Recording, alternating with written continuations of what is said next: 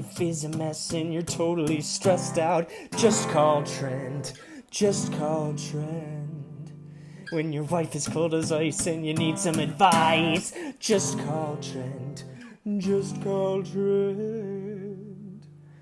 He'll shoot it straight and he won't say no. He'll just give you that advice and say, well, there you go. Hello, welcome to There You Go with Trent Mabry, of course. I'm your host, Trent Mabry. Today, my guest is Jeff Oskay. How are you, Jeff? I so thought when you said Mabry, I was like, I've been saying his fucking name wrong the entire time I've known him. No, it's Mabry. I didn't say Mabry. Oh, it must have skipped on my thing. It came out, this is Trent Mabry. And I was like, oh my God, he's French? Like I had no clue. Well, maybe, I don't know. Maybe I fucked up my own name. Now that could be like when you go into a bad place, Trent Mabry steps out, or like you could go out and meet ladies at the bar with like the long cigarette. Hello, I am Trent Mabry. Yeah, French accent. Well, we don't want to. Pepe Le Pew just got canceled. We don't want to get it into a French I don't accent. think it was because of the French accent. You think so? I thought it was because he was accurately portraying a French guy. I like, did you like, even as a kid, that seemed like a bit weird to me. Yeah. Like it was like, wow, he's pretty handsy. Like even as a child, I was like, oh no. He's really going for it. And also he's stupid because it's a cat with a white stripe down its back. Yeah, I get the feeling he would have sex with a dog. Like, I think it was just, that's what was available. Like, he seemed very rapey. Like, he would have sex definitely with whatever animal was near at the time. Like, 100%. it wasn't the line down the back that put him over the top. But that was always my favorite part, was like, how's this cat going to get the line down its back this time? Like, that was the most interesting part of the whole cartoon. Yeah, it should have just been about the cat. Right. Let's focus on Pepe.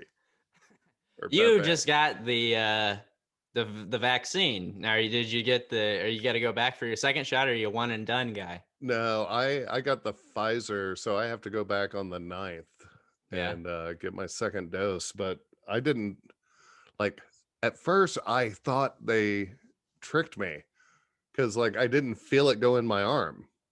Oh yeah, like at all. And like I was like, maybe I didn't even get the shot. And then like 12 hours later, I was like, oh no, my arm fucking hurts. Like that, I got the shot. But that was the only side effect, was my arm hurt the next day. Yeah, that's good. I had a guest booked that got the shot like the day before he was booked, and he canceled. He was feeling real drowsy and stuff. So I urged all my listeners not to get the shot. But now I've changed my tune. That's good. No, don't get it. Don't get it. I love wearing a mask. Like honestly, like this is the high point of my life this past year. Like it's the mask is a great evener when it comes to looks. And it's like the first time where I feel like if me and you were standing next to each other, both masked, I may have a chance. Like me and you next to each other, no mask, I'm fucked every time. I'm like, okay, well, that's the third best looking one. That's the one I'll probably get, and Trent will get these other two. Like that's how I would break it down. In a mask, it's fair game for everybody. Yeah, your only option, if no mask, your only option would be Pepe Le Pew. Exactly. So anyway, Jeff, thanks for doing this. If this is your first time listening, what we do is we read an email and we give our advice. And if you need advice, you can email me at advicefromtrent@gmail.com. That's advicefromtrent@gmail.com. So, Jeff, let's get into it. Here's the email. I'm going to pull it up on my iPhone 7 Plus. Oh, I don't think mine's a plus, you show off. Like, I think I just have the basic i7. Well, that's the same. This one, I think it's a little too big. I should have just got the regular one. But we don't need to get in. Yeah. It seems a little large. It is for my tiny hands. But I'm old now and mine seems tiny. Like Yeah. I had to make all my type bigger. Like and what's even worse was I had to have a young person show me how to do that. I go, "Hey, I've seen on like other people's phones, like the type on their text messages is huge." Yeah. I go, "Can you make mine do that?" And they're like, "Yeah, give me 3 seconds, you old moron." And so now I have like the big type so I can read my iPhone 7.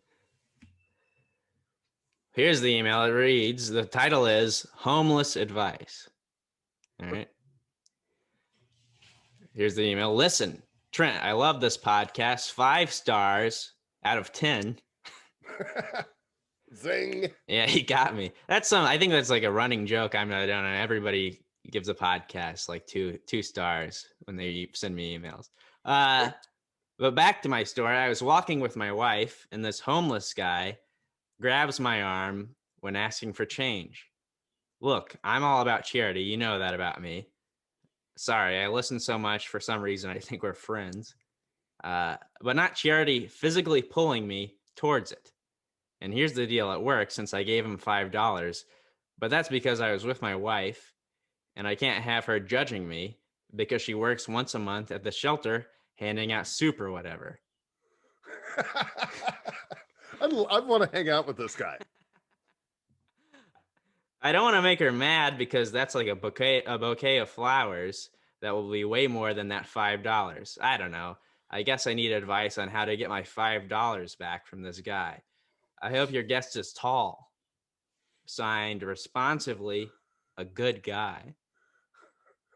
Now let me Dude. explain why I chose you for this email. One, you're a tall man, Yes. and sometimes you look all right today, but sometimes you look to be a little homeless. Sometimes people like to go out of their way to come across the street or come across the bar or find me at any location to tell me how shitty I look. And there's nothing I love more than, "Hey, you know you look homeless, right?" "Yeah, man, get the fuck away from me."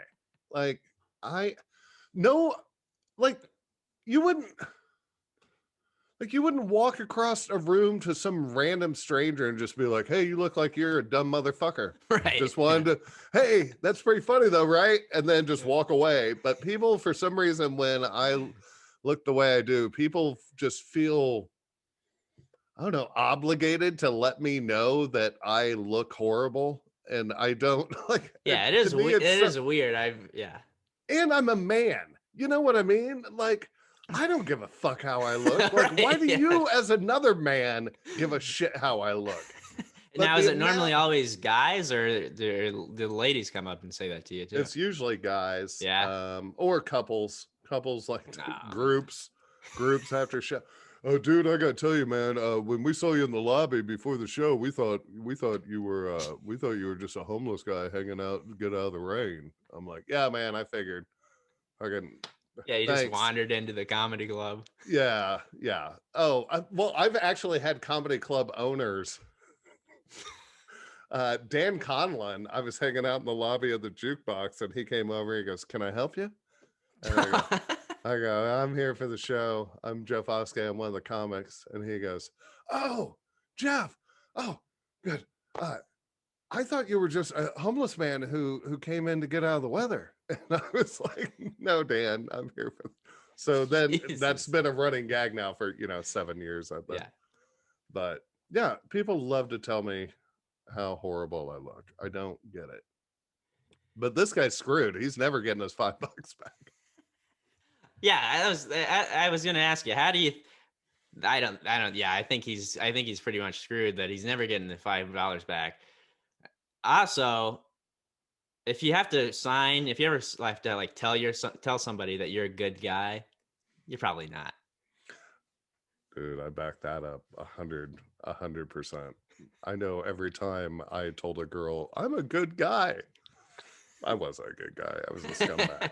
I was a total scumbag every time. No, I unfortunately I lived in downtown Indianapolis for like 20 years and I walked everywhere. So I have more than my fair share of dealings with the homeless. And for the most part, I'm pretty cool about just like, if I have some extra, cool. But if they come up, like, my thing is like, if you're sitting there leaving me the fuck alone, then I'll give you some money. Right. But if you come up, especially if I have my kid with me, Oh yeah. um, you know what? I don't care what people think about me. So me and my kid, we went to the gas station by my house in the hood off of Rule, and to get cigarettes back when I smoked. And he did a pack too. So we're coming out, and there's a guy standing outside, and he goes, "Hey man, you got a cigarette I can have?" And I go, "No." And we go walking over and get in the car, and I put my kid in, and he goes, "Why'd you lie to that guy?" He goes, "You do have a cigarette." And I go, "Oh, okay. Yeah, I should probably give him one. Hold on." So I like get out of the car, and I walked over to him. I'm like, "You fucking piece of shit. Like, you asshole. Like, I have my kid with me, and now you make me look like a dick? Like, for no, for like, you piece of shit." Oh my God. Like, I cussed this man up and down. I was so pissed that my kid looked down on me because I didn't give that guy a cigarette. I'm like, "Dude, you're wearing Jordans. Fuck off. Go buy a pack of cigarettes, you dickwad." Like, it was, I was infuriated. Like, I almost like got in a fist fight with the guy, but he was just like, "Dude, I'm sorry. I'm sorry." I'm like, "Fucking dude, I just worked 10 hours out in the sun fucking landscaping. I just pick up my kid, and now I got you making me look like an asshole in front of my kid because he thinks I fucking lied to you because you can't go in and buy yourself your own goddamn cigarette." I fucking went off. And then I got back in the car, and I go, "We worked it out, buddy. Like, we're cool." And then another time I came out of Big Lots, like, the classy, I had to Right. I was Yeah. at Big Lots with my kid, showing him how the other half live, the 1%. And I come out, and I'm buckling him in the car, and I turn around, and there's a guy like an inch from me, like up in my face. He's like, "Hey man, you got any money?" And I'm like, "You motherfucker." Like, I We're at pushed Big him Lots. back. First, I push him because he's in my space, Yeah. and my kid's like an inch from me. Like, shut the door. And then I'm like, and then I'm so not proud of it. Like, I started reaming this guy to the point he like just started walking away. So I got in my car, and I drove next to him with the window down, telling him for the next, like, until he made it till I couldn't follow him with my car anymore. Just, "You fucking like, I'm at goddamn Big Lots. You stupid mother. Like, why?" Yeah, you want money? Go to Target. Yeah, go to I think I said Nordstrom, but at the time, but I'm like, "No wonder you're so broke. You are the only fucker who would hang out outside of Big Lots thinking you're gonna get a goddamn money." Oh, I was so irate. But then what I do is I feel bad after. And Right. so the next homeless guy I see, I like give him a 20. Yeah. And then I'm like, "Okay, that makes up for that." And also, I don't believe that everyone who walks up and asks you for money is actually homeless. Mhm. Like, the dude who's like laying there next to his tent with a sign, that guy, obviously, yeah. I will give him, the dude And off even the if he's not homeless, interstate. he really committed to the Right. Yeah. Exactly. set up a tent. Those are hard. Dude, my favorite homeless sign ever, Stuart Huff used to do all these homeless sign, that his favorite homeless signs. And I was walking to the comedy club one night, and I'm going downtown under what used to be Union Station. Mm-hmm. And there's a guy just holding a blank, like, piece of cardboard. And I was like, "Dude, you ain't got nothing on your sign." And he goes, "If I could write, I'd get a damn job." And I was like, "You know what? Here's $5. That's funny. the best sign ever. I love you. Thank you. You just made me smile." That's good. I like that. I've had two only like real interactions with homeless people that come to mind. Obviously, I've had more. I'm like, in your life? No, Only but two like times? like actual conversations. One, a guy I was walking back to my car from Helium, comedy club, and a guy comes up to me. He goes, "Hey man, you got any money?" He goes, "I got this coupon. I'll trade you." And I didn't look at the coupon, so I just, all right, fine. So I handed him a 5, and then he hands me the thing and starts walking away, and I start walking away, and it was a free parking pass to Holiday World. Dude, those things are hard to come by. Yeah. Especially in downtown Indianapolis. Right. Wow, that's pretty good. Yeah, and then the second one was, I was walking down the street, and this guy goes, "Hey man, you like magic?" Oh, I'm in. I go, "Yeah, I like magic. I'm not gonna lie. Everybody likes magic, you know." Yeah. So he pulls out a deck of cards, and he starts shuffling them, and he has me pick one, and I pick one. I put it back in the deck, and he starts shuffling them again, and it's real windy out. So he starts shuffling them. He fans them out, you know, and then he tries to find my card, and then all the cards blow out of his hand. So I'm just standing there. Is this part of the trick? Like, is this some David Blaine shit where it looks like he's messing up? Well, that's what I'm thinking at the time. I go, maybe this is part of the trick.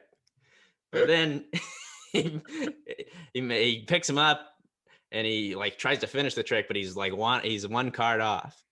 He goes, "Is this your card?" And I had a split second where I go, "Do I just say yeah and get out of this, or lie, or tell the truth?" So I go, "No, it's not my card." So then he starts doing it again. I go, "Listen, I can't be here all day." And now there's people gathered around watching him. So now I'm stuck. I got to watch him finish the trick. Luckily, he finally got it. And then I go, well, now I have to give him money. So I gave him a nice 5 and went on my way. Dude, you're starting out too high. Like you start giving, that's like going to the strip club and opening with 5s. You can't do that. Like, well, now the strippers aren't gonna. If you give them anything less than a 5, they aren't gonna. You know. Like, yeah, but I also don't carry a lot of 1s on me. I need to start carrying some pocket change around. You're right. That's my fault. That's always my favorite open micer joke. Like, homeless guy came up to me the other day and was like, "Hey man, you got any change?" And I was like, "I only got my credit card." And dude pulled out a square. Oh yeah. It's like, oh, it's like, oh, that was funny. Like the first time I heard it, like 9 years ago. Yeah. Yeah, dude had Apple Pay. Dude had me PayPal him. No. I don't know. Like I try to be super cool to those who are in those situations, but I still believe like there's a distance factor. Like don't touch me. Like I like you, Trent Mabry, and I don't want you touching me. Like, if you came up and just were like, even if you're "Hey not man," homeless. and you like put your hand on my arm, I'd be like, what are you doing here? Like, what? There's no need for you to touch me, especially in this day and age. Why? Like, what's going on? AIDS. Oh. Have you heard about it? Vaguely. It's like the 20th anniversary of AIDS today, I believe. Really? I thought it was the 40th based on your shirt. Oh yeah, it's my national AIDS shirt. AIDS rocks. AIDS. Isn't that what killed Rock Hudson? Speaking of AIDS rocks. Yeah, it is. It all circles around. It's been a long day, Trent. I apologize. Rock Hudson, I believe, had a fling with Jim Neighbors. Really? Yeah, that's what I've heard. I like Jim Neighbors. Me too, back home again in Indiana. Dude, no, when I grew up, like I was like a big Gomer Pyle fan. Like that was on one of the, 3 channels. Back in my day, Trent, we had 3 channels and one of them ran fucking Gomer Pyle like 9 hours a day. And I used to go around the house going, well, go away, or whatever he would say. Yeah. And like, that was like my jam. Him, and there was this dude named Jim Varney. Do you know Oh who yeah, I know Jim Ernest? Varney. Yeah, Ernest. Yeah. And he used to do like Linder's commercials, like for this ice cream place in Indianapolis. Well, come to find out, it was nationwide, but I was a little kid and I was stupid. I was like, oh, that's cool. The dude from the Linder's commercials is like making movies now. But I used to go around and everyone was Vern. Like, hey Vern. Hey Vern, yeah. Hey Vern. Like the amount of people I had, like, luckily my parents didn't kill me between the well golly and hey Vern. Those were my two heroes. I had the comedian Jeff Altman on the show a couple weeks ago. Well, I feel more important now that I get to be on the same. That good job. Thanks. But he told me that Jim Varney started out doing stand-up. Did you know that? I did, but just because I watched a Jim Varney YouTube video a few weeks ago, like a 15-minute kind of like the, he's Big Jim Varney fan. Big Ernest fan. Anyway, this guy, how does he get his $5 back? He's emailed me. Dude, his wife probably like hooked him up that night. Like anytime, you know what I mean? Like she was probably like, but the fact he's like, oh, she works at a soup kitchen, so I feel like I had to. Like you should have felt like you had to, even if she hates the homeless. Like you still want to put your best foot forward. And if your wife doesn't know you're a piece of shit yet, like you're doing a pretty good job hiding it. Like this seems like first date kind of thing. Like, I didn't want her to know how I really feel about the homeless, so I gave him a 5. But like you guys are married, she probably knows how you truly feel. Right. If she doesn't know, you're a jackass now.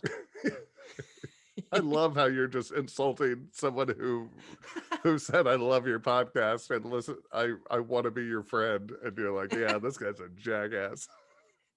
Well, I think that's why they love me, because I tell it like it is. I'm a real truth teller. I like that about you. See, you're the same as this guy. That's what he likes about me. I like the fact you're always happy. Well, it's all an act. I put it on. Oh, I know. Yeah. Oh no. Like I'm like, oh yeah, we never expected him to kill himself. It's like, yeah, I knew when he was smiling all the time there was something up. Like but here's what I would do is if he really wants his $5 back, I would dress up or act like I was a homeless guy and try to get somebody else to give me $5. See, I don't even have to dress up. I just have to stand with a empty cup in front of an opening to something. Yeah. I'll easily make $5. I think even if you were homeless, Trent, that like if you were out on the street, like, and you're like, hey man, I'm homeless, hey man, my car's broke down up on the interstate. I need $5 for gas because my kids are in the car. That's my favorite person. There's a lady downtown whose kids have been in the car up on the highway for like 30 years. Like that's her jam. Like she'll come up and be like, hey, I need $5 for gas. My car broke down up on the highway up there and I have 3 kids and they're in the car. And you go, you left your kids in the car on the side of the highway? No, they're fine. The oldest one's 18. And it's like, oh, okay. You're full of shit. Like they're still up there. You still haven't gotten the $5 yet. Dude, she came by my house on Rule and tried that. And I was like, hey, I have gas like here. And I like went up on my porch because I had like I kept all my gas on my porch because it's a shitty double on Rule. And so I had like 3 gas cans, one for my chainsaw, one for my lawnmower, and then one that my dad had left there for some reason. So there was like a gallon of gas in this extra can. So I was like, here, you can just have this gallon of gas. And she goes, nah. Like I would have taken it and just like walked down the street and tossed it just so the person thought I wasn't full of shit. But she's just like, no, I don't want your gas. I was like, oh, okay, well, I don't have any money then. Well, she could have. She could have taken the gas and sold it to somebody else. Or she could have doused me with it and lit Yeah. me on fire. Well, she probably didn't have a lighter. She was gonna ask you for a lighter too. I told my son that. So my son's friend, my son's 13, and his friend was riding. They all met in Irvington the other day, and his friend was riding home at like 8 at night. And some dude was like, "Hey, man, I got a question for you." And this kid stopped to talk to the guy, and the guy just punched the kid in the face and stole his bike. Wow. And so I was trying to talk to my son the other day. I go, "Hey, anytime anyone's trying to talk to you for any reason, they're trying to fuck you over. Like, don't stop for anyone. They'll be like, hey, can you give me directions? Or hey, do you know where the library is? Or hey, whatever the fuck, they're full of shit. Don't stop. Like, don't ever stop. If there's someone who tries to stop you on the sidewalk to talk to you, don't stop. I don't care if you look like an asshole. Like, it's better to look like an asshole than to get punched in the face and Right. have your fucking bike stolen." Yeah. And he's just like, well, what if somebody's just like wants some change and I have like 50 cents? And it's like, fuck them. No, you just keep walking. Like, don't stop for any.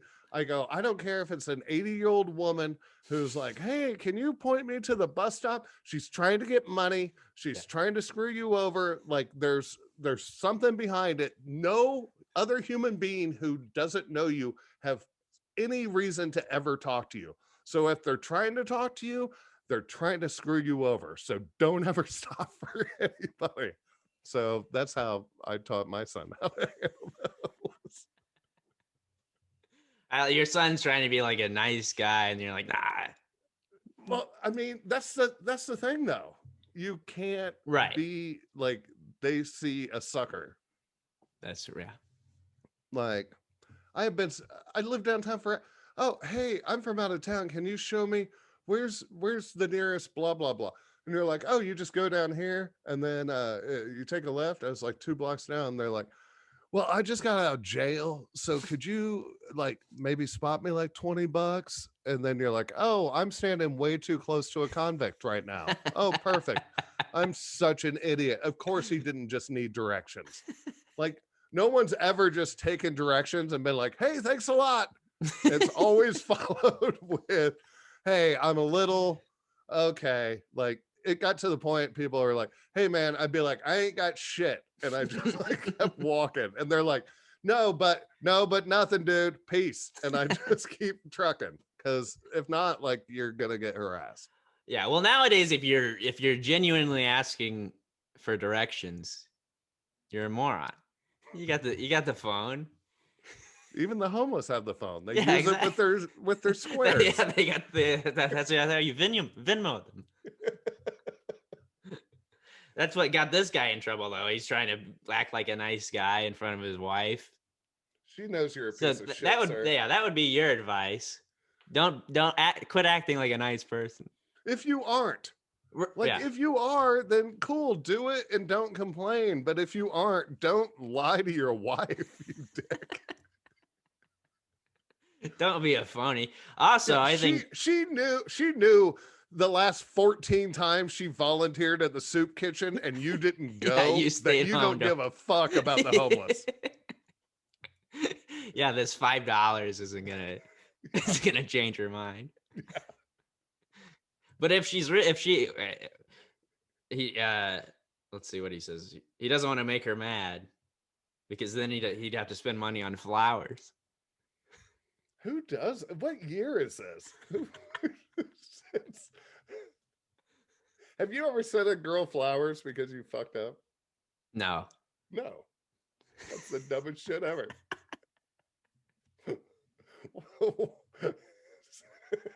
Why waste your money on that shit? She's either gonna forgive you or not. If it takes an $80 thing of flowers to make her forgive you, then she sucks and you shouldn't be with her anyway. I think you're 100% right. What do you got in the drink there? I'm drinking a vodka simply lemonade. Nice. I got a nice 7-Up. Oh, well, you're keeping it clean for the podcast. I'm all. This is my first drink of the day. I just got back from picking my son up from school. Well, I'm glad you didn't start drinking before you picked your son up. No, although, so my son goes to school in the hood still, even though I moved out of it. Like he's finishing up before he goes to a better school next year. And, you go to pick your kid up, and before COVID, you had to go into the school and get your kid. Like there wasn't like a pickup line. Like you just parked in the neighborhood around the school and then walked in.